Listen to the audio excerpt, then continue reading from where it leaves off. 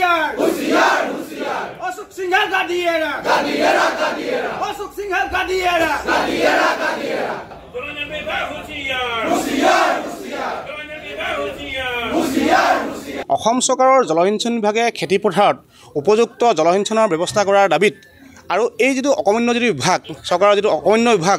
জলসিঞ্চন বিভাগৰ ব্যৰ্থতাৰ প্ৰতিবাদত আজি ৰাজ্যজুৰি আমি সদৌ অসম ছাত্ৰ সন্থাই আমি বিক্ষোভ কাৰ্যসূচীৰ যোগেদি আমি প্ৰতিবাদ সাব্যস্ত কৰিছোঁ কাৰণ আপোনালোকে দেখিছে যে এই যিটো জলসিঞ্চন বিভাগৰ যিটো ব্যৰ্থতা তাৰ কাৰণে আজি অসমৰ লাখ লাখ কৃষকে আজি বহু অসুবিধাৰ সন্মুখীন হ'বলগীয়া হৈছে বিশেষকৈ আমাৰ চৰাইদেউ জিলাখনত চাওক যে চৰাইদেউ জিলাখনৰ বহু কৃষকে আজি এই খেতি পথাৰত যে পানীৰ অভাৱ হৈছে পানীৰ অভাৱত আজি তেওঁলোকে কৃষি কাৰ্য সম্পাদন কৰিব পৰা নাই গতিকে আমি আজি ধিক্কাৰ জনাইছোঁ এই যিটো বিভাগ এই বিভাগটোত থকা যিজন মন্ত্ৰী সেই মন্ত্ৰীজন আচলতে এজন অকমান্য মন্ত্ৰী গতিকে আজি এই প্ৰতিবাদ চলিতাৰ পৰা আমি পুনৰবাৰ আমি আজি প্ৰতিবাদ সাব্যস্ত কৰিছোঁ যে অতি সোনকালে যিটো জলসিঞ্চন বিভাগ যিটো আছে এই বিভাগে বিশেষকৈ কৃষকসকলক অতি সোনকালে খেতি পথাৰত পানী যোগান ধৰিবৰ কাৰণে আমি দাবী উত্থাপন কৰিছোঁ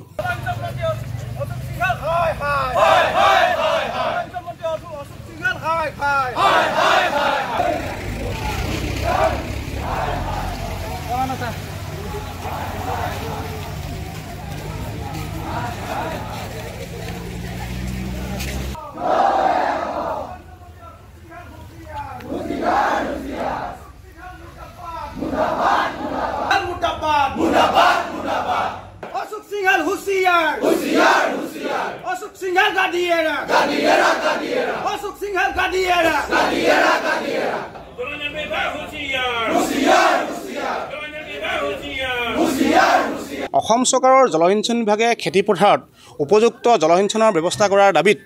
আৰু এই যিটো অকমান্য যিটো বিভাগ চৰকাৰৰ যিটো অকমান্য বিভাগ জলসিঞ্চন বিভাগৰ ব্যৰ্থতাৰ প্ৰতিবাদত আজি ৰাজ্যজুৰি আমি সদৌ অসম ছাত্ৰ সন্থাই আমি বিক্ষোভ কাৰ্যসূচীৰ যোগেদি আমি প্ৰতিবাদ সাব্যস্ত কৰিছোঁ কাৰণ আপোনালোকে দেখিছে যে এই যিটো জলসিঞ্চন বিভাগৰ যিটো ব্যৰ্থতা তাৰ কাৰণে আজি অসমৰ লাখ লাখ কৃষকে আজি বহু অসুবিধাৰ সন্মুখীন হ'বলগীয়া হৈছে বিশেষকৈ আমাৰ চৰাইদেউ জিলাখনত চাওক যে চৰাইদেউ জিলাখনৰ বহু কৃষকে আজি এই খেতি পথাৰত যে পানীৰ অভাৱ হৈছে পানীৰ অভাৱত আজি তেওঁলোকে কৃষি কাৰ্য সম্পাদন কৰিব পৰা নাই গতিকে আমি আজি ধিক্কাৰ জনাইছোঁ এই যিটো বিভাগ এই বিভাগটোত থকা যিজন মন্ত্ৰী সেই মন্ত্ৰীজন আচলতে এজন অকমান্য মন্ত্ৰী গতিকে আজি এই প্ৰতিবাদ চলিতাৰ পৰা আমি পুনৰবাৰ আমি আজি প্ৰতিবাদ সাব্যস্ত কৰিছোঁ যে অতি সোনকালে যিটো জলসিঞ্চন বিভাগ যিটো আছে এই বিভাগে বিশেষকৈ কৃষকসকলক অতি সোনকালে খেতি পথাৰত পানী যোগান ধৰিবৰ কাৰণে আমি দাবী উত্থাপন কৰিছোঁ।